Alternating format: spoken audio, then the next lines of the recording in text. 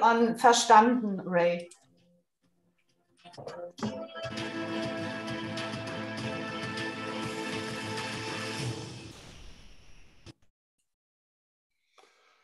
Hallo, liebe Zuseher und die noch dazukommen zu unserer heutigen spirituellen Journalsendung.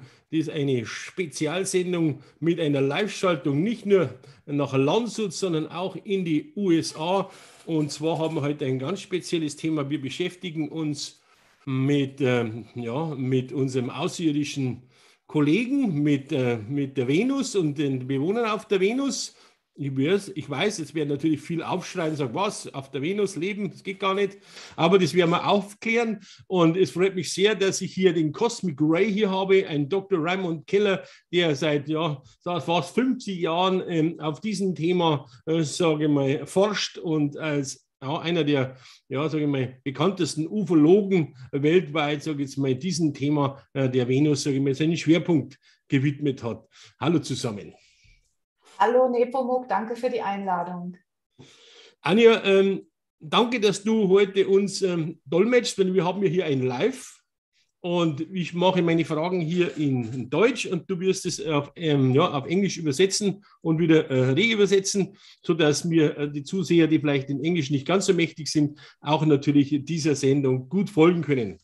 Vielleicht sollten wir mal kurz den Cosmic Ray vorstellen. Anja, wenn du das magst, weil du bist noch viel weiter im Thema drin als ich, denn er war mir gar nicht so bekannt, wobei ich auch schon sehr lange auf diesem Gebiet unterwegs bin, aber man lernt ja nie aus.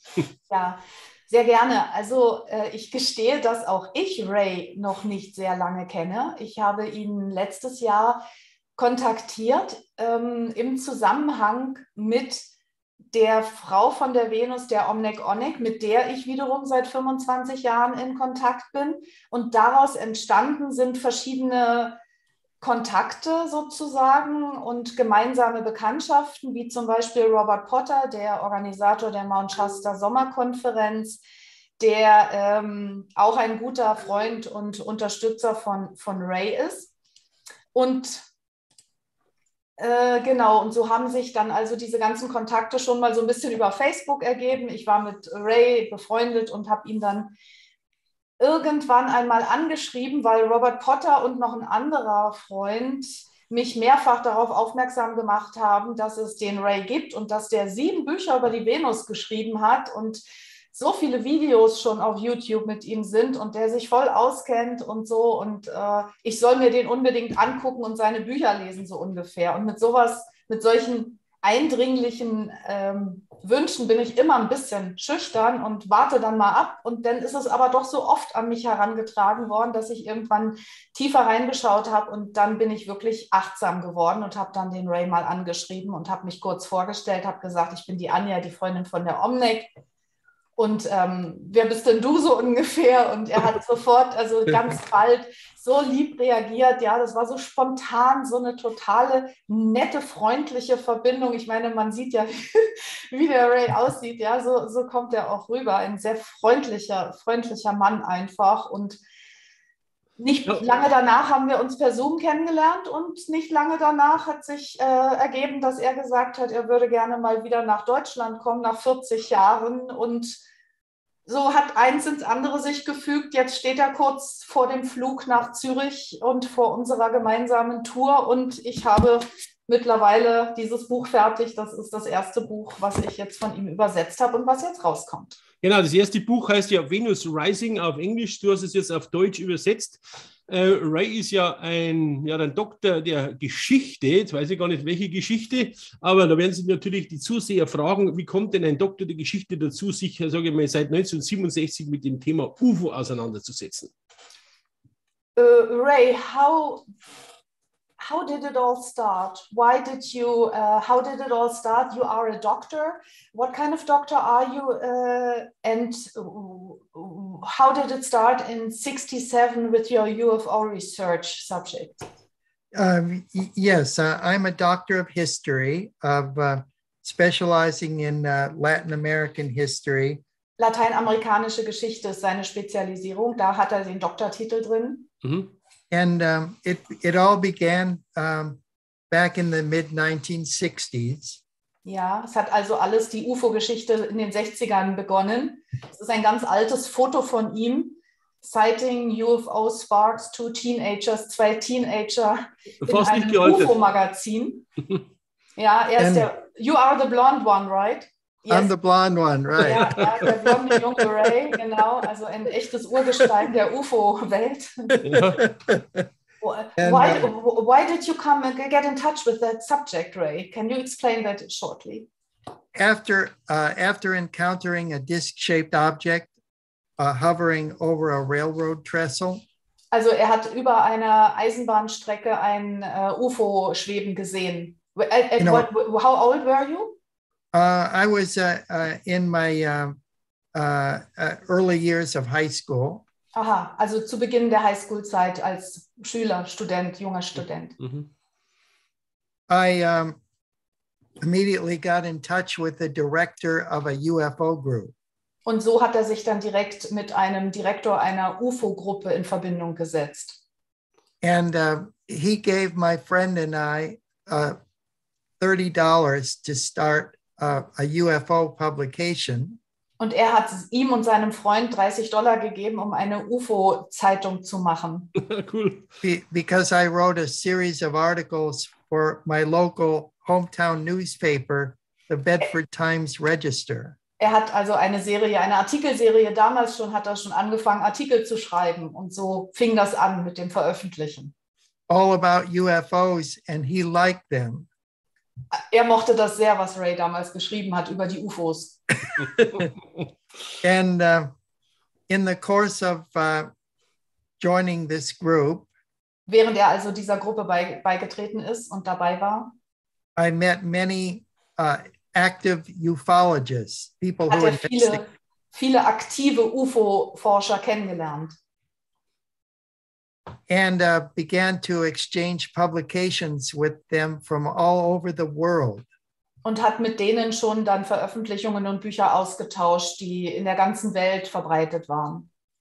And in Germany, one of the publications was the UFO Nachrichten, which recently ran the series of articles. Ja, und eine der Urgestein-Zeitungen, die habe ich sogar eine hier, war damals ihm schon die UFO-Nachrichten bekannt, wo ich jetzt wiederum in den letzten Ausgaben einige Artikel veröffentlicht habe, die ich von Ray übersetzt habe. So schließt sich wieder ein Kreis. So everything comes around full circle. Ja, I just said that exactly. Oh, okay. The circles are closing. We're on the same wavelength. Yes, sir. We are on the same. Wir sind auf derselben Wellenlänge. Ja, genau. Also, so hat das alles angefangen.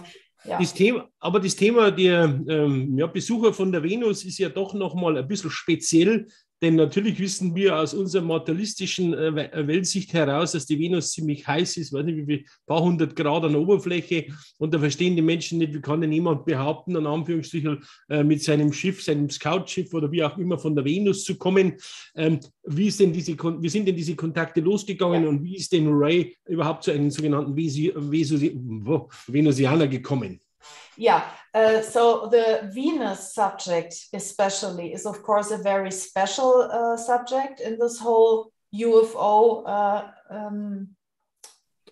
theme, so to say. So how did it start, your own connection with Venus, and how can we explain to those people who have in mind that Venus is too hot, Venus is impossible to support life forms? So how can it make sense at all that there is Venusians, that there are Venusians?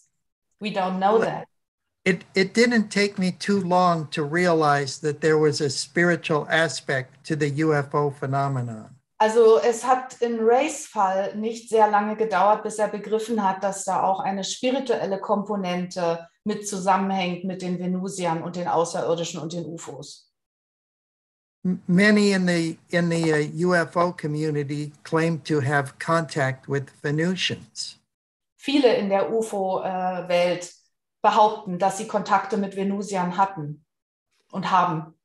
The message of the Venusians corresponded to my understanding of theosophy as a theosophist. Also Ray ist auch Theosoph. Er hat sich mit der Theosophie sehr stark auseinandergesetzt. Das ist also eine spirituelle Lehre, basierend auch auf den Lehren von Helena Blavatsky. Nicht wahr, Ray? It has to do with Helena Blavatsky, the Theosophical Society. Also da sind für ihn schon von Anfang an auch diese spirituellen Komponenten offenbar gewesen.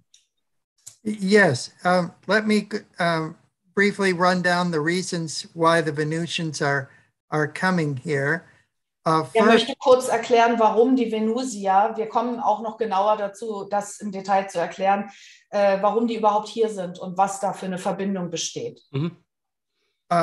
First is that the human race is part of a greater galactic community, the universality of humanity. Es gibt also eine universelle Menschheit und die venusischen Menschen, die venusische Rasse ist ein Teil von dieser galaktischen großen Familie.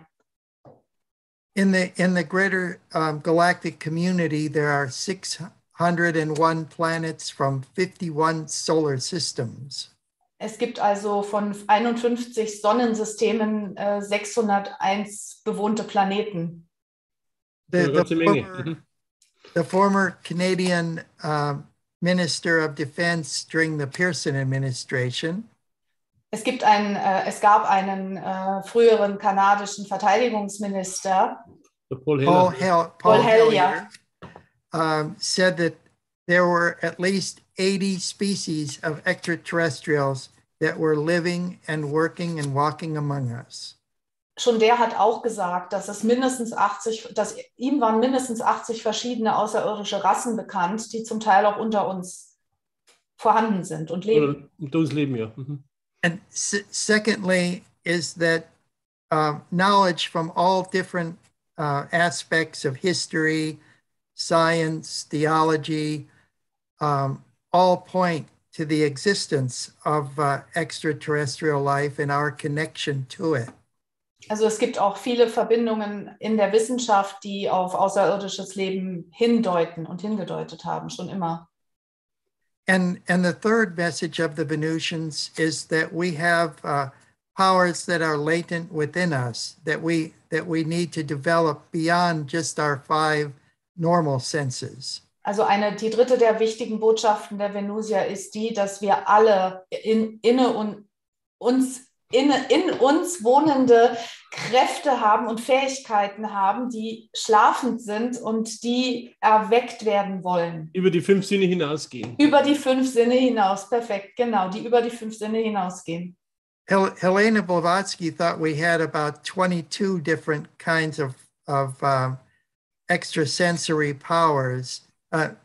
Right offhand, you could immediately think of a few of them. Extrasensory perception, telekinesis, psychometry, clairvoyance, clairaudience, bilocation. Some of these things that we associated with great holy men of the past, as well as some of the mystics and gurus of the Far East, India and the Far East. But we all have these powers that are latent within us. It's just like muscles that we haven't exercised. We haven't developed them sufficiently. And the Venusians want us to know that they were once as we are now, and they've gone through the things that we have.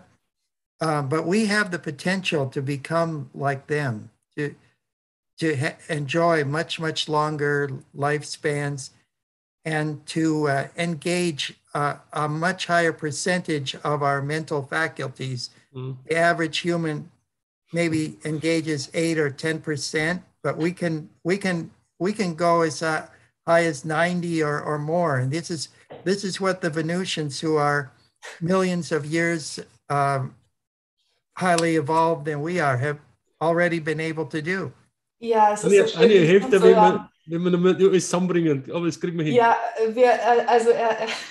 Also es waren 22 zusätzliche Sinne, die wir haben. Ne? Die hat schon die Helena Blavatsky erwähnt, genau. Und einige davon sind uns auch bekannt. Wenn uns jetzt auch nicht persönlich bekannt sind, dann sind sie uns vielleicht, wenn wir uns schon mit auch indischen Meistern beschäftigt haben oder mit spirituellen Lehren beschäftigt haben, dann haben wir davon schon gehört, dass es also sowas wie Telekinese gibt, Teleportation, Telepathie, Bilokation, also am selben Ort, an zwei verschiedenen Orten zur selben Zeit. Levitation haben die allen Heiligen gemacht, nicht? Da gab es ja 73 Fälle oder 73 dokumentierte Heilige, die levitiert sind.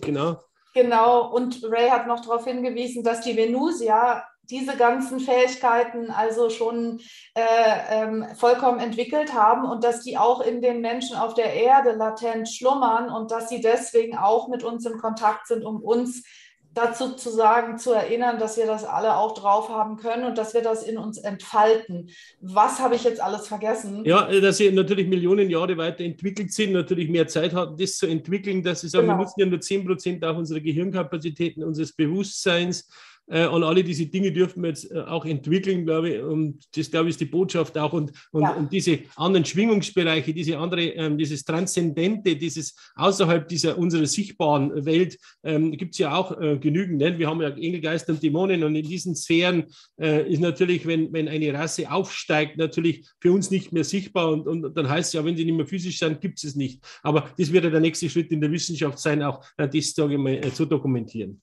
Ganz genau, perfekt. Es geht um den Aufstieg, den die Venusier sozusagen schon hinter sich gebracht haben, vor Millionen von Jahren, dass sie also, das ist auch eine der Lehren der Omnek, die das auch mitgebracht hat, diese Information, dass wir auf der Erde also auch von diesen ganzen verschiedenen anderen Rassen auch abstammen, dass die früher vor langer, langer Zeit gekommen sind, die Erde kolonialisiert haben und dass sie sozusagen unsere Vorfahren sind, die also wie weiterentwickelte Freunde, weiterentwickelte Verwandte ganz liebevoll einen Blick auf uns haben und mit uns in Kontakt treten wollen, um uns bei unserer Bewusstseinserweiterung zu helfen. Und darum scheint ja auch diese menschliche, sage ich mal, Form unserer Biocontainer relativ verbreitet zu sein. Vorfahren. Ja, genau, relativ verbreitet zu sein und auch in verschiedenen Dichtegraden.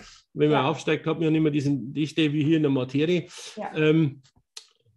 So the human shape is a universal kind of shape, right? It's like the Venusians look like us. They are also human beings. They're just, as far as I know, more beautiful, more radiant, because they have this inner light already in their consciousness. Also die Venusier, die haben dieses innere Licht schon in ihrem Bewusstsein voll entfaltet und dadurch wirken sie auch sehr, sehr schön und sehr leuchtend und sehr engelhafte Wesen. Also auch aus Erzählungen in der Bibel und so weiter kennt man ja oft diese.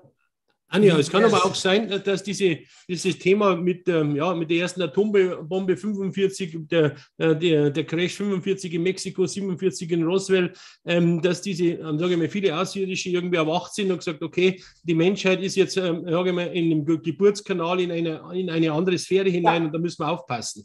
Right, Ray, so Nepomuk just mentions the atomic experiments and the atomic bombs that have been thrown in the 40s, I think, or it started in the 30s, right, last century, and then in the 40s, 50s, and this was one of the reasons why the Venusians started to get in touch more openly, right? And not really openly, not for the mass consciousness, but for governments and so on. So can you speak about that? You are quite right. So the Venusian presence on Earth has intensified. Ja, die wurde also intensiviert, die venusische Präsenz. Since the late 1940s and then the early 1950s. And when we consider the dawn of the space age and the atomic age during this time, the space age allowed for the development of delivery systems. Trägersysteme, also die ganze Entwicklung der Raumfahrt und die Entwicklung der Atomkraft, das war alles in diesen Jahrzehnten, das ist alles so parallel gelaufen und die Raumfahrt hat auch die Trägerraketen entwickelt. Ja, Interkontinentalraketen auch für die Atomkraft. Ja, auch um die Atomwaffen zu bauen. And that now we not only have the capability of destroying our own world, but of carrying these aggressions into outer space. Sodass also die Menschen auf der Erde nicht nur die Technologie entwickelt haben, ihre eigene Welt zu zerstören, sondern auch noch weitreichende Zerstörung, die über die Erde hinausgeht, zu erzeugen. In die anderen Existenz, in die anderen Schwingungsbereiche hinein. And in other densities and other dimensions as well, right? The destruction and the damage. Yes. Yeah. And we know that the solar wind connects all of the planets in the solar system. The solar rim? The solar wind. The solar wind. Wind. Sonnenstrahlen. At the polar regions of all the planets, and this would destabilize the solar system. Oh, das würde also das ganze Sonnensystem in eine Instabilität bringen durch die Sonnenwinde. The Venusians are worried because our technological development is far surpassing our spiritual maturity and our spiritual development. Also die Venusier waren und sind deswegen auch so besorgt, weil eben die technologische Entwicklung sich weiterentwickelt hat als die spirituelle Entwicklung. Die müssen immer einhergehen und das war auf der Erde ein Ungleichgewicht. Und ist immer ein Ungleichgewicht. So they compare us to a child playing with matches in a dynamite shack. Also sie sehen uns wie Kinder an, die mit Streichhölzern in einer Dynamitfabrik spielen. Genau.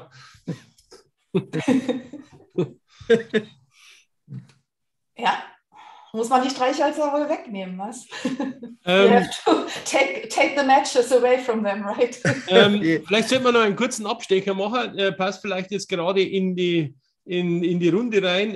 Es gab ja oder diese Story von diesen Valtor Notes, der hier im Bild, ich habe das jetzt einmal kurz eingeblendet, angeblich im Pentagon und im Weißen Haus hier irgendwie hinter den Kulissen ja schon auch als Venusianer hier die Regierung beraten hat in den USA. Kann es sein? Yes, you saw it just right by screen sharing. This was Valthor and his notes.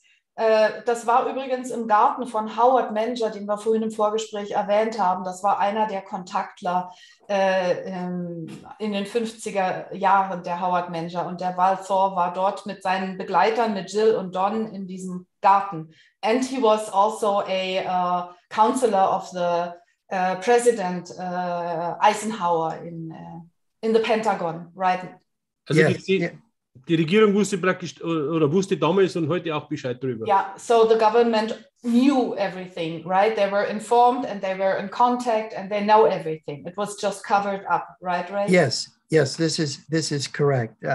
And all of the other Venusian contingent that were there that day with Valiant Thor at the High Bridge Farm in New Jersey, I posted pictures of them on the website along with the photographer, August C. Roberts, his personal notes typed on the back and his stamp, authenticating stamp of what they were doing there that day, including August C. Roberts' own account called The Val Thor Story. Okay, also August C. Roberts war der Fotograf damals und Ray hat diese ganzen Scans auch schon selbst auch veröffentlicht und also was da alles in diesem Garten passiert ist, das ist also alles dokumentiert und Fakt, ja. Kann man nachlesen. Kann man nachlesen, ja. Ist das auch Inhalt des Buches da? Ja, Val Thor ist auf jeden Fall, das Bild ist auch drin. The image is of course, the photo is in the book and the whole story is in the book, ja. Da möchte ich aber nur mal kurz was einblenden, weil viele sagen ja, wie schauen denn die Bilder aus oder wie schauen denn diese venusianischen Raumschiffe aus? Hier haben wir eines, das hat damals dieser Kontakter der Adamski fotografiert, der hat ja auch hier sehr viele oder ein paar Bücher geschrieben, Flying Saucer Have Landed, also die fliegen Untertassen sind gelandet, ja. und beschreibt hier, das sind also seine Aufnahmen. Genau, die sind also diese hier unten links, das scheint also ein Scoutschiff zu sein, wo die dann hier von diesen großen zigarrenförmigen Mutterraumschiffen hier absetzen, oder? Ganz genau. Ja. Das ist alles auch im Buch, auch sogar diese ganzen Fotos. Okay. Ja. Major Hans Petersen in Denmark was the individual that was in charge of the George Adamski's International Get Acquainted program. And George, one moment, Stevens? No, what? Who? Hans Petersen, Colonel Hans Petersen from Denmark. Aus Dänemark. He was in charge of the European International Get Acquainted program of George Adamski. Das europäische Zusammenkommen-Programm von George Adamski, das hat er geleitet. When I was growing up, als er aufgewachsen ist, I corresponded with Mr. Peterson. Da hat er mit dem Peterson korrespondiert. Oh, and I have all of his files and publications. Und er hat all seine ganzen Dokumente und Veröffentlichungen. Okay. And many of our original George Adamski material. Und einen Haufen originales George Adamski Material. Some never seen before. Und manches davon ist noch gar nicht bekannt. That I put in my articles and books. Das Ray also in seinen ganzen Büchern und in seinen ganzen Artikeln zusammengestellt hat. Man kann also praktisch in dem Buch auch was Neues entdecken, das man nicht im Internet googeln kann. Mit Sicherheit. Many of the contactees of the period. Viele Kontaktler der vergangenen Zeit. I have original material from them. Von denen hat er einen Haufen originales Material gesammelt. I'll share some with the audience here. Und der will uns was zeigen. Mit uns teilen, ja. Okay, this is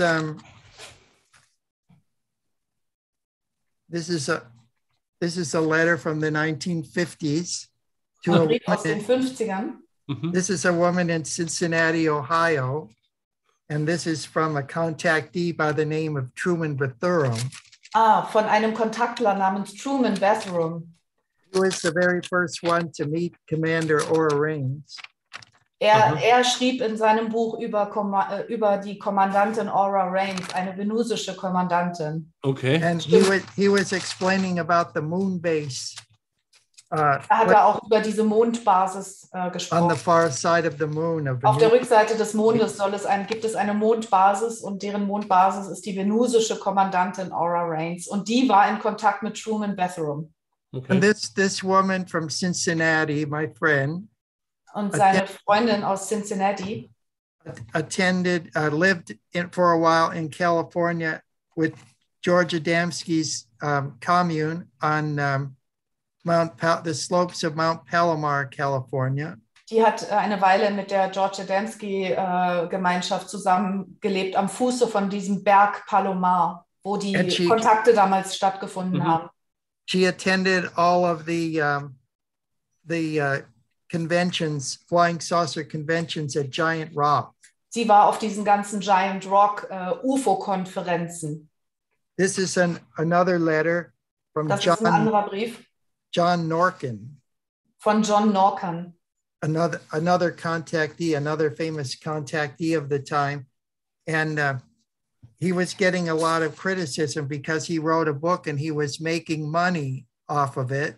Ja, like everybody. So, auch er wurde also stark kritisiert. Er hat damals auch ein Buch geschrieben über seine Kontakte und wurde dann natürlich dafür fertig gemacht, so wie alle.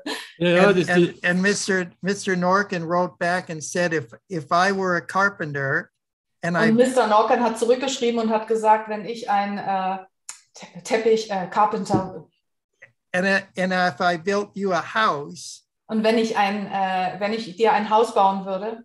And it took me 2 years to do it, like it took me 2 years to write that book. Und das würde 2 Jahre dauern, dich bei deinem Hausbau zu unterstützen, so wie es auch 2 Jahre gedauert hat, dieses Buch zu schreiben.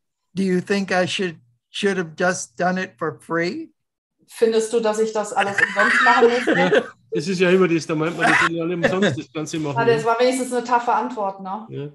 Well, wait a second, Ray. Yes? Oh, Truman Vetrauens gave this friend of mine a one-way ticket to Clarion. Oh, das ist ein Ticket, ein Einwegticket nach Clarion. And Lady Columba was the secretary, and she's the one that drew the picture for this. Lady Colombo, über die ein Buch geschrieben hat, die war die Sekretärin und die hat diese Zeichnung gemacht. Of Aura Raine's spaceship.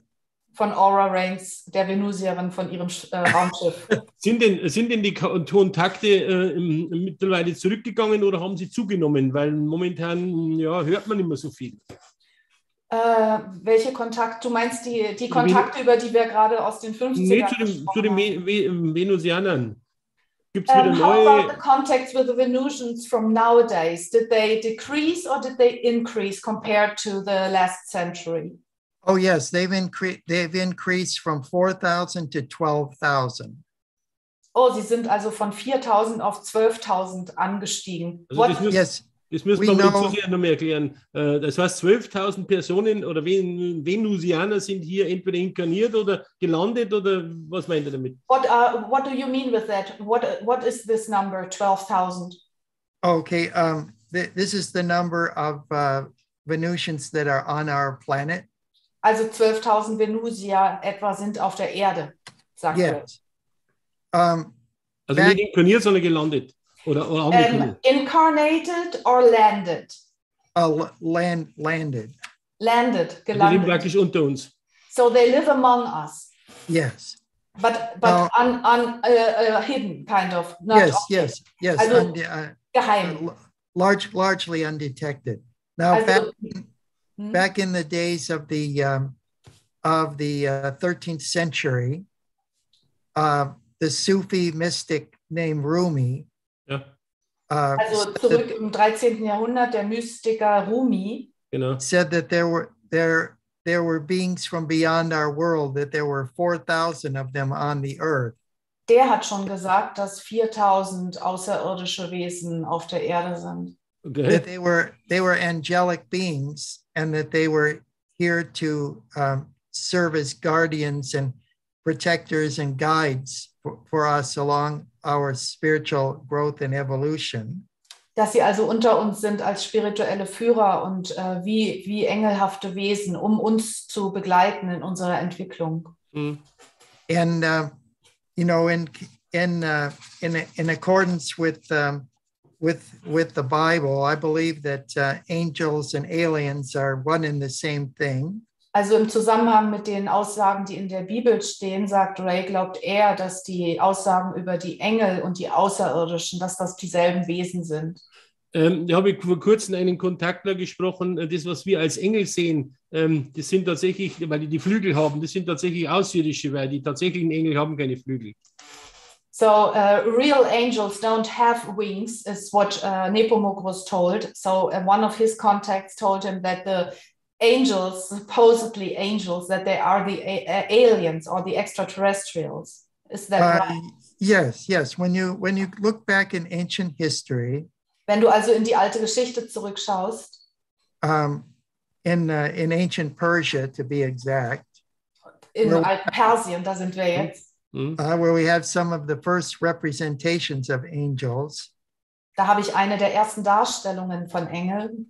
We have various entities, such as Ahura Mazda, that Wesenheiten wie who? Ahura Mazda. One of the deities in the Persian Parthenon or Persian. Einer der Götter im persischen in der persischen Welt. Ja, Ahura Mazda, weiß ich nicht. Kenne ich auch nicht. It's not Zoroaster. Aber da gibt es ja auch die Anunnaki, da gibt es viele flügelige Darstellungen, genau in alten Persien. Eine Wandere liegte, Reliefs. And they were depicted with wings, but you see that the wings are fixed. Die wurden also mit Flügeln dargestellt und man kann sehen, dass die Flügel fixiert sind. And this is to depict that they had the ability to fly, not necessarily that the wings were internal to them. Okay, also die Flügel, das bedeutet nicht, dass die Flügel unbedingt zu ihnen gehört haben, aber dass sie die Fähigkeit hatten zu fliegen. Ja, spannend. Sind denn die Venusianer mit der Menschheit zufrieden? Geht ihnen dieses Disclosure oder diese spirituelle Entwicklung des Menschen, dass man auch diese nicht greifbare Seite, sage ich mal, zulässt? Das, was eigentlich, sage ich mal, die ganzen alten Religionen ja schon mal versucht haben, irgendwo sich unter den Nagel zu reißen. Und darum haben wir ja dieses Problem, dass wir uns hier verirrt haben und die Wissenschaft ist noch ignoriert. Sind wir denn auf einem guten Weg? Do the Venusians feel that we are on the right track? Are they content with us, or how do they see us and our development now? They're pleased that we're making some progress. Okay, sie finden schon, dass wir einige Fortschritte machen und damit sind sie zufrieden. There is a growing awareness today that we are not alone in the universe. Also dieses Bewusstsein, dass wir nicht alleine im Universum sind, das wächst ganz offensichtlich. Ja, the concept of extraterrestrial life is not foreign to most people and not rejected by most nowadays. Also heutzutage ist diese Vorstellung, dass es auch noch Leben woanders gibt, durchaus weiter verbreitet als früher. And this is a step in the right direction. Und das ist ein Schritt in die richtige Richtung. But we have much to go as far. Wir haben also noch einen großen Weg zu gehen. Das glaube ich auch. As far as our relations one with another here on Earth. Ganz besonders was unsere Beziehung miteinander auf der Erde betrifft. Ich denke auch, wenn wir nicht untereinander wieder, sage ich jetzt mal, erkennen, dass wir alle in Anführungsstrichen eins sind und uns nicht gegenseitig die Köpfe einschlagen, wird es schwierig. Ja. So if we don't realize that we are all one family and don't beat each other. Yes, exactly. And it's a degree of kindness that we need to develop a little bit more. Ja, was wir auf jeden Fall noch alle weiter integrieren dürfen, ist die Freundlichkeit miteinander. And they are watching for this. You know that Billy Graham wrote that book called Angels, God's Secret Agents. And he said on page 25, that was 1975, he wrote that book. He said also Billy Graham, er möchte ein Zitat vorlesen aus einem Buch. Genau, von 1957, genau. From 1970, what? From when? 75. 1975, oder? 75. He did say that he believed that angels and aliens were the same.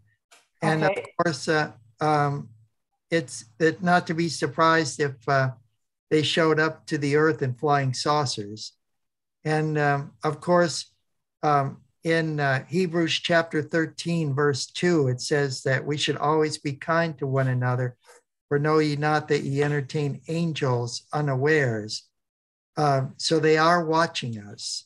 Also es gibt ein Zitat, das Ray sehr gerne anführt von Hebräer, Vers 12 irgendwie, das sagt, sei achtsam, mit wem du in Kontakt bist. Es könnte sein, dass du einen Engel unter dir hast und du weißt es vielleicht nicht.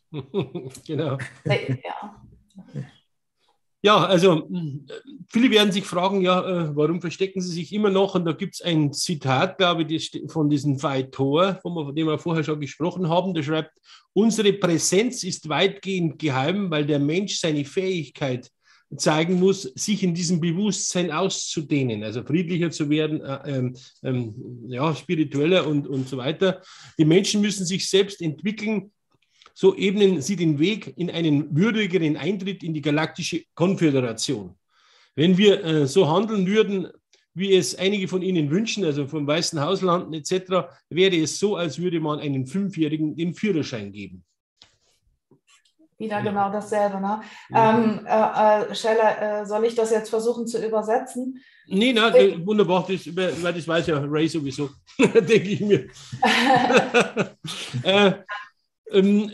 Könnt ihr mal ein bisschen was über Enkertur nur erzählen? Weil Ray kommt jetzt, wie gesagt, nach Deutschland. Und wann geht's denn los? Also Ray kommt am 20. Mai in Zürich an. we are talking now, we are sharing a little bit about your tour, about our tour, about your visit to Germany, Ray. Genau, also am 20. Mai kommt Ray an und das letzte Wochenende im Mai haben wir dann vor, den ersten Vortrag zu geben in Regen in Bayern und ein Tagesevent in Regen auch. Also wir sind dann jedes Wochenende an einem anderen Ort im deutschsprachigen Raum. Wir sind wirklich in allen 3 Ländern. Ja, wir sind erst in Regen, dann sind wir in Salzburg am 3. und 4. Juni.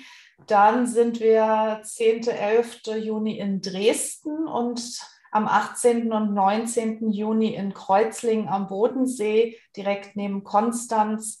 Genau, also wir haben 4 tolle Events vor uns und jedes wird in sich speziell sein. Ray wird also jeweils natürlich die Hauptperson sein und einen Vortrag halten und eine Präsentation geben und Fragen beantworten und ganz viel teilen aus seinem unglaublichen Wissensschatz. Und wir haben in fast allen Events auch noch andere, die mit in der Thematik tief drin sind. Und alle Informationen sind auf meiner Homepage auf der venusspirit.com. Die werde ich dann noch einblenden, ja genau.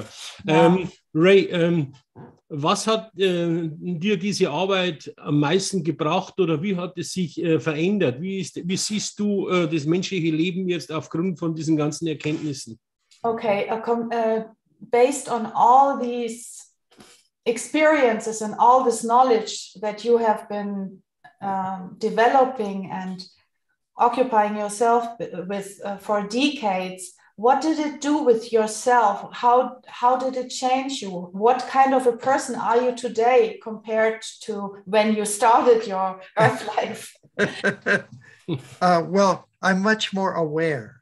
Also ist viel wacher und viel bewusster. I'm much more aware of who I am. Wer ist.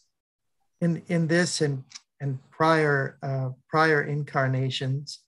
Auch in Bezug auf frühere Inkarnationen. I know why I'm here. Also und weiß genau, warum hier ist. And my mission is to write these books. Also seine Mission, seine Lebensaufgabe ist es, diese Bücher zu schreiben. I had a quadruple bypass surgery. Er hatte eine vierfache Bypass-Operation am Herz. Also er hat hier so eine Narbe. At the VA, at the Veterans Hospital in Pittsburgh 7 years ago. Das ist gerade mal 7 Jahre her, da im Veteranenkrankenhaus in Pittsburgh. Da wurde ihm sein Herz rausgenommen. When I started to write these books. Als er gerade anfing, diese Bücher zu schreiben. And while they actually took my heart out of my body to work on it. Ja, sie haben also sein Herz entfernt, also rausgenommen, um daran zu basteln. And hooked me up to life support. Und er war dann an die Maschine angeschlossen. I had a vision or experience. Da hat er eine Erfahrung gehabt, eine außerkörperliche Erfahrung oder eine Vision. Nahtoderfahrung, würde man sagen, genau. And I found myself in a ring of light. Er hat sich selbst in einem Lichtring gesehen. And a being appeared to my side. Und ein Wesen ist an seiner Seite erschienen. In this ring. In diesem Ring. And I could see nothing above me or nothing below me, no floor or no ceiling. Und er konnte nichts über oder unter sich sehen. And I was very dizzy. Also, es war alles sehr neblig. I tried to hold on to the ring. Er hat sich also versucht, an diesem Ring festzuhalten. And the being told me to not fear, to be calm. Und das Wesen hat zu ihm gesagt, er soll sich nicht sorgen, er soll keine Angst haben, er soll ganz ruhig sein. And he looked like myself as a teenager. Und dieses Wesen hat ausgesehen wie er selbst als junger Mann. And the clothing that he was wearing kept changing in appearance. Und die Sachen, die er angehabt hat, dieses Wesen, die haben immer wieder gewechselt in ihrer Erscheinung. These appearances represented different ages on the earth when I lived in prior incarnations. Also diese Vision hat ihm verschiedene Inkarnationen auch von früheren Zeiten gezeigt, die er auf der Erde schon gelebt hat. And he said, I was at a critical juncture. Und er sagte, er ist an einer kritischen Stelle angekommen. And I could either go back to Earth and continue writing and sharing information about Venus. Und er könnte also entweder sich dafür entscheiden, zurückzukehren zur Erde und weiter Informationen über die Venus zu veröffentlichen. Or I could go with him back to Venus, which is my home world from 13 incarnations ago. Wow. Oder er könnte zurückgehen mit diesem Wesen zurück zur Venus, die seine Heimat gewesen ist, 13 Inkarnationen, vor 13 Lebensspannen. And so I know I was born to do this.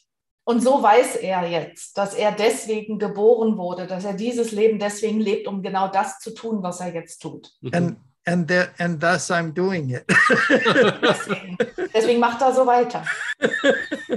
Ja, aber das ist spannend, das haben wir schon öfter gehabt, dass die Menschen sagen, okay, oder auch die Channelings und bestimmte Wesenheiten, die sprechen, sagen, ihr habt ja nicht nur diese Leben auf diesem Planeten, sondern auch auf anderen Planeten schon, und man wechselt oft einmal diese Schulklassen oder die Zivilisationen durch, und manchmal in den kritischen Phase einer Zivilisation kommen viele hier rein, wo inkarnieren oder auch physisch, wie auch immer, um eben diesen Geburtshelfer in diesen nächsten Schritt einer Zivilisation zu begleiten. Yeah, Nepomuk shares that he already heard many times that there are many people among us who have been incarnated just to really serve this purpose, to help this spiritual awareness to grow on the earth, to help the transformation process. Yes, this is a very important message for all peoples, and it's a saying that Eleanor Roosevelt used to have that I really like, and I think she borrowed it from Milarepa, who is a Buddhist monk from Tibet. Also er sagt, das ist eine ganz wichtige Information, die Nepomuk gerade erkannt hat und geteilt hat. Und Ray möchte gerne noch ein Zitat erwähnen von Eleanor Roosevelt. And it is far better to light a candle than to curse the darkness. Es ist viel besser, ein Licht anzuzünden, als die Dunkelheit zu beklagen oder zu verdammen. Sehr schön. Ja, und ich möchte dazu hier hinfügen, Menschen kann man nicht überzeugen oder missionieren, aber erst dann, wenn man beginnt, ihr Herzen zu berühren. Und ich glaube, dass die Venusianer und diese vielen Inkarnationen oder vielen Wesen, die hier sind, versuchen, unser Herz zu berühren, damit wir, sage ich mal, in diese liebevolle Art und Weise gelangen und diese Dunkelheit hinter uns lassen. Wundervoll. Nepomuk, he's really, saying it, summarizing the essence so perfectly again. It's really perfect the way he said it. It's und jetzt kann ich es überhaupt nicht nochmal wiedergeben. Das war jetzt gerade so schön, das habe ich jetzt genießen müssen. Yes, that the Venusians, for example, and that they have come to touch our hearts. That we are not here to persuade, to influence people or to force our visions or our knowledge on others, or to interfere in their development or consciousness, but to touch their hearts. And that Nepomuk just said that he feels that the Venusians have really come and that they are among us to touch us on a different level, on the inner level. Thank you, Nepomuk. That's exactly my sentiment. We're here as lights. Wir sind hier als Lichter. To shine in the darkness. Als Lichter in der Dunkelheit zu leuchten. And we know that this world is sorely in need of light. I don't represent any religion, any organization or anything. I just write these books and hope that they bring happiness, enlightenment, or even entertainment to people that read them. Ja, also Ray sagt, selbst wenn seine Bücher nur einen Unterhaltungswert haben für den einen oder anderen, selbst dann haben sie einen wundervollen Wert und einen Zweck erfüllt. Und das ist das, was er macht. I want the people to know that on Venus, you know, like here we have in our government, we have a department of energy, a department of, you know, this and that. On Venus, they have a department of happiness. Ja, also wir haben hier auf unserer Erde immer noch alle möglichen Ministerien und Regierungen für alles mögliche, Energie und Wirtschaft und Verteidigung und ich weiß nicht was alles. Und auf der Venus gibt es auch ein Ministerium für Glückseligkeit. And their economy is based on one of abundance. Und ihre ihre Wirtschaft basiert auf Fülle. And by that I mean that here on Earth, when we bake a pie, we cut it up into slices, and everybody fights over the slices and the crumbs. Also wenn wir auf der Erde einen Kuchen backen, dann schneiden wir den in verschiedene Stücke und jeder kämpft dann um die Krümel und dass er irgendein Stück davon abkriegt. And on Venus, they simply bake more pies. Und auf der Venus sagen sie, wir backen einfach mehr Kuchen. Ja, aber was Sie ausdrücken wollen, ist wahrscheinlich nicht den Konsum jetzt anzukurbeln, sondern dass wir mehr Reichtum im Inneren haben, damit wir nicht so viel im Außen an Kuchen backen müssen. Yeah, so what he would like to say is, so we should not focus on materialism, on materialistic things now, but to focus more on the inner wealth and inner abundance and on sharing. Und es geht darum, teilen. Es geht darum, wirklich mehr zu teilen, anstatt irgendwas gierig für sich selbst zu behalten. Also mehr Weite und mehr Einheit und teilen als Ego. I wanted to share something with Nepomuk about his initial question about conditions on Venus. Okay, es geht nochmal um die ursprüngliche Frage von Nepomuk, um die Bedingungen auf der Venus. Also wie wir uns das vorstellen können, dass es auf der Venus Leben gibt. On all planets, there are multidimensional tiers of existence. Es gibt auf allen Planeten mehrere Dimensionen des Lebens, der Existenzformen. For example, on the Earth, many people experience paranormal phenomena, ghosts. They cite ghosts and various types of cryptid type of creatures that are impinging on our reality from other dimensions. Wir kennen auch viele Geschichten von vielen Menschen auf der Erde, die Erfahrungen gemacht haben mit Geistern, mit Wesenheiten, die irgendwie in diese Realität überschwappen oder zum Teil sichtbar sind oder eindringen oder spürbar sind. Genau. So there are unseen worlds, and this is the same for other planets. Es gibt also unsichtbare oder für die 5 Sinne nicht sichtbare Welten und genauso ist es auf allen anderen Planeten auch. Wenn eine Ebene nicht bewohnt ist, kann die andere bewohnt sein. On the higher dimensional aspects of Venus, it's more of an angelic spiritual place. Die höheren Dimensionen der Venus sind also mehr engelhafte, spirituelle Plätze. But there is also a physical realm to Venus. Es gibt aber auch eine physische Venus natürlich. Now, 45 space probes have been sent to Venus. Es wurden 45 Raumsonden zur Venus geschickt. Proben. From the United States, Russia, Japan, and the European Union. Von den USA, Japan, Russland und der Europäischen Union. Probes sind doch Sonden, oder nicht? And this is more than to the moon or any other planet. Also es wurden mehr Sonden, meine ich, sind Sonden, zur Venus geschickt als zum Mond oder sonst wohin. Now, if Venus was this hostile, dead, lifeless world that NASA and other space agencies want us to believe it is, why are they spending the most money, time, and effort to send spaceships there? Also warum sollten sie so viel Zeit und Energie und Bemühungen investieren, um dort Forschungen anzustreben, wenn das nun wirklich der lebensfeindlichste, unbelebteste, unmöglichste Planet wäre. Now, Macht keinen Sinn. if a space probe was sent from another planet and it landed on Earth in the at the rim of a volcano or in the Sahara Desert or at the depths of the ocean, what would it report back to its home world? Wenn man also mal umgekehrt überlegen würde, wenn irgendeine Spezies eine Raumsonde auf die Erde schicken würde und die würde ausgerechnet in einem Vulkan landen oder in der Wüstengegend oder sonst wo, was würde die dann zurückberichten?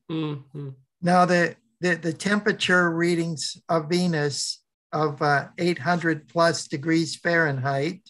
Also diese Aussage, dass die Venus eine Oberflächentemperatur hat von 800 Grad Fahrenheit, ich weiß jetzt nicht, wie viel Grad Celsius das sind, aber auf jeden Fall sehr heiß.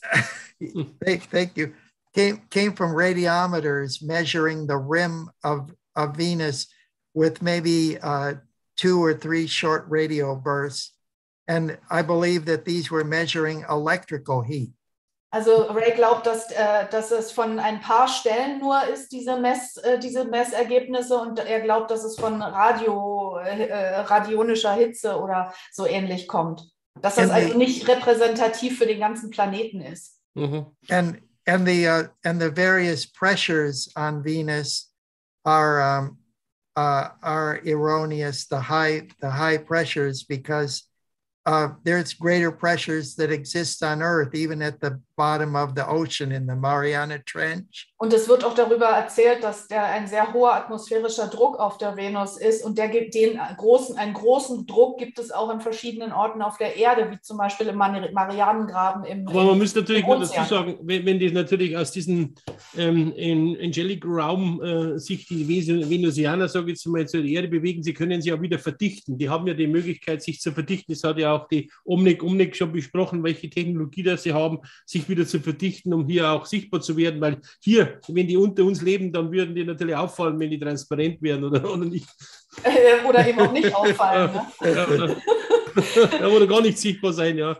So Nepomuk asks about their ability to materialize their physical bodies and to make themselves visible or invisible. So they have these abilities, right? They have already developed these special spiritual capabilities. Yes. Das könnte man wie auch, wenn wir das schon wüssten, wie es geht. Well, so we could also do that if we knew how to do it. Or if we 22 Möglichkeiten. Yes, we could do that, and it's known as the precipitation of matter. And basically, how it works is, if I had a barrier here, let's say it was a paper towel, right? Also sagt, wenn da jetzt eine Grenze wäre, da wäre jetzt ein Papierhandtuch. And I put an ice cube here. Und da würde einen Eiswürfel heranmachen. And I melted it. Und der schmilzt. And it went through. So by melting it, I'm accelerating the vibrational rate of the molecules. It goes through the other side, and then I refreeze it, and it's an ice cube again. Oh, und das würde dann also die Molekularstruktur dieses Eiswürfels verändern. Das würde also durchfließen, und auf der Rückseite würde es sich wieder zu einem Eiswürfel umwandeln. Ja, das liegt daran, dass ich muss nur kurz erzählen, weil unsere Materie ist ja zu 99,8 Stellen hinterm Komma nochmal 9 eigentlich aus dem leeren Raum, also aus diesem Vakuum, und nur 0, und dann kommen auch nochmal, glaube ich, wie viel Nuller und dann 1% eigentlich aus einer Form, also Festes gibt es überhaupt nicht, und natürlich ist der meistens leer, also darum können wir, wenn wir die richtige Schwingung haben, wenn wir die gleiche Schwingung haben, dann könnten wir uns praktisch durchdringen. Das ist das, wenn du aus dem Körper steigst und diesen Astralkörper, der anders schwingt, kannst du die Materie natürlich durchdringen, weil du eine andere Schwingung hast. Ja. Und das ist genau der Trick. Ich kann auch technologisch diese Schwingung verändern, damit ich nicht mehr sichtbar wie eine andere Frequenz einnehme. Yeah, so Nepomuk has already completely captured the whole concept of materialization, and not because the whole universe exists in it's void. 99.999% is nothing, and there's just a little bit tiny of material world or matter. So, aber matter is nur Form. It's not matter. Matter is not built on matter. Yes, and And as far as the precipitation of matter goes, a higher dimensional being can increase the vibration of their molecular structure. Genau. Also ein höher schwingendes Wesen hat die Fähigkeit, die Molekularstruktur in ihrer Schwingung zu verändern. Ganz genau.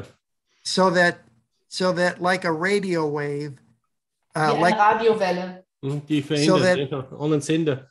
A particle can convert to a wave and a wave can convert back into a particle. Also eine Welle kann sich auch in ein Partikel, in ein Teilchen verwandeln und ein Teilchen kann sich wieder in eine Welle verwandeln. This explains how Jesus and Yogananda Paramahansa and all these people were able to walk through walls. Und so auf diese Weise sind Meister wie Paramahansa, Yogananda oder Jesus Christus durch Wände oder durch oder auf dem Wasser gegangen. Oder auf dem Wasser. Massen. Und auf Wasser, and walked on water. Yes, exactly. So a much lighter, they could convert into a much lighter density. Ja, weil sie eben die Fähigkeit haben, sich in eine leichtere Schwingung, in eine höhere Schwingung zu verwandeln. Genau. Aber gut, das ist eine Spezialsendung, wenn wir das machen. Da haben wir dann die Wissenschaft an der Leitung. Aber es ist immer gut zu wissen, dass es gibt. Und wenn jemand mit dem Herzen fühlt und Herzen sieht, dann glaube ich, kann er tatsächlich einen Venusianer erkennen. Was sagt Ray dazu? So would you say that is it possible to recognize a Venusian when you see and feel with your heart? Feeling and seeing with your heart makes you able to see and to recognize a Venusian. Is that true? Oh yes. Light attracts light. Licht zieht Licht an. Mhm. And so we will naturally gravitate toward Venusians when our heart is in the right place. Wenn unser Herz am rechten Platz sitzt, dann schwingen wir automatisch mit den Venusiern zusammen. And they will gravitate to us too. Und dann können sie sich auch leichter mit uns verbinden, wenn wir einen Schritt in ihre Richtung machen. You know, when I was growing up, I heard this poem in Sunday school, and it goes, I'd rather see a sermon than hear one any day. I'd rather one would walk with me than merely point the way. Oh my God, all right. Can you say that in German? Oh, okay, let's see. I'd rather see a sermon.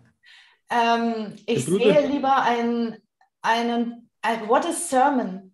Like a lecture in church. Oh, ein Psalm oder eine Predigt. Ach so, okay. Then see one any day. Als einen see one any day? Then hear one any day, right? Then hear one any day. I'd rather see a sermon than hear one any day. I don't get it. I'd rather see a sermon than hear one. Ich sehe lieber einen, was auch immer, als es zu hören. I'd rather one would walk with me. I'd rather one would walk. I would like one to walk with me. Ich möchte, dass einer mit mir geht. Then just point the way. Als dass nur einer mir den Weg zeigt. Instead of just point the way, right? Anstatt nur den Weg zu zeigen. Exactly. Yeah. That's why the Venusians are among us and not just floating above us, showing us something, but they are among us. Deswegen sind die Venusier und die höher entwickelten unter uns, damit wir mit ihnen zusammen sind. Das machen alle höher entwickelten Intelligenzen, die inkarnieren hier und helfen praktisch von innen. Natürlich nicht alle, aber manche von außen. Aber ja, Jesus sagt ja auch, diese Christusenergie ist ja auch hier Fleisch geworden, um hier von innen her einen neuen Weg aufzuzeigen. Yes, they help us from the inside. Yes. Yes. They've sent many avatars to live among us and point the way. Genau. Help us out to show by their example. Also sie haben die Avatare geschickt oder die Meister geschickt, damit sie unter uns leben, damit sie ein Beispiel sind, damit sie uns etwas vorleben. Und nicht, damit sie uns nur den Weg zeigen, sondern bei uns. Ja, Krishna, Buddha, wie soll ich heißen? Ne? Yes, Ja. and our friend Omnek Onek too. Und genau. Freundin Omnek Onek, ja. Ich hatte ja das Vergnügen, viele Jahre mit ihr zusammen zu sein und deswegen weiß ich das aus eigener Erfahrung. Das ist wirklich so. Ja. Genau. Und einen neuen haben wir in der Schweiz, das ist der Gianni Balducci. Ah ja. He knows also one in Switzerland. Oh, okay. Ja, es gibt sicherlich ist eine andere Story. Ja. Das ist eine andere Geschichte. Ja, wundervoll. Ja, ich denke, wir haben ein bisschen an diesem Wissen der, ja, Raymond Keller hier oder am Cosmic Ray gekratzt und haben ein bisschen wieder uns versucht, unseren Horizont zu erweitern, dass sehr vieles um uns ist, dass sehr vieles hinter uns oder nicht sichtbar abläuft, aber wenn wir unsere Sinne und unseren Spirit und unseren Geist öffnen, dann können wir an ganz andere Informationen kommen und auch uns selber weiterentwickeln. Ja. Die persönliche Weiterentwicklung ist das Wichtigste. Wundervoll. Ja. Yeah, Nepomuk is just summarizing everything so perfectly, you know. Oh, thank you, Nepomuk. Sometimes I have a blank mind because I'm just like, wow. Oh, Nepomuk, I wanted him to know that that's the statue, very famous statue called the Birth of Venus. Was made by a Swiss sculptor named Heinrich Keller in 1799. And I have a picture of it in one of my Venus books of me visiting that statue. Where is it, Ray? Where was that taken, that picture? That was, they moved the statue to the Philadelphia Metropolitan Museum of Art. Oh, really? Okay, also es gibt eine Statue, eine Venus-Statue. Da gibt es ein Foto, wo Ray neben dieser Statue steht und das hat wohl ein Schweizer gemacht und diese Statue steht heute im Metropolitischen Museum, Kunstmuseum in Philadelphia. Okay. And the sculptor's name is Heinrich Keller. Ah ja, und der heißt auch noch Heinrich Keller. So, relative. Also der die Skulptur gemacht hat, heißt Heinrich Keller. Ein entfernter Verwandter von Ray. Ja, ich kann dir das schicken, das Foto. Also ich würde sagen, ich bedanke mich also sehr herzlich beim Ray, dass er hier uns aus den USA zur Verfügung gestanden hat. Danke, liebe Anja, dass du uns hier übersetzt hast, auch wenn es manchmal ein bisschen kompliziert war. Ja. Und ich werde auf alle Fälle die Webseiten verlinken, auch sobald ich die Sachen noch, weil du hast auf deiner Homepage ja alle Links drauf, da gibt es ja Material ohne Ende, da kann jemand ein ganzes Leben lang lesen. Ja. Ja. Und wir hoffen, wir sehen uns demnächst, wenn Ray hier da ist, dann werde ich natürlich auch vorbeikommen. Und ich hoffe, du kommst, Nepomuk. Ich hoffe, du kommst. Ja, sicherlich. Ich lasse mir diese Gelegenheiten natürlich nicht entgehen. Thank you, Ray, for this interview. Thank you so much and have enjoy this this travel to Europe and this people in Europe and I hope we see us in the next time. Dankeschön, Nepomuk. I look forward to meeting you in person and yes. all of our wonderful German-speaking friends. Thank you. Also Ray sagt, er freut sich, Nepomuk auch persönlich zu treffen und ich auch Nepomuk und unsere ganzen deutschen Freunde und österreichischen und Schweizer. Danke euch und danke, liebe Zuseher, dass ihr wieder mit dabei wart und bitte teilen, damit Menschen an diese Informationen kommen.